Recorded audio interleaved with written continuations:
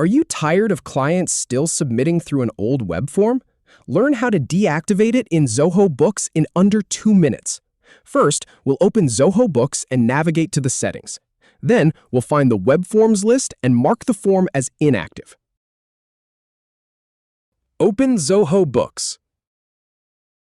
Click the Settings icon in the top right corner.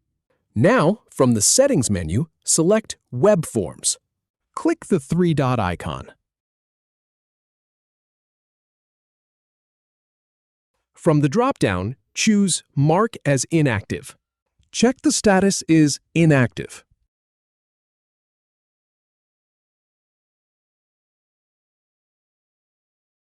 If you have any feedback or if any info is inaccurate, please leave a comment below. We'll do our best to answer or redo the video if needed. Thanks for watching.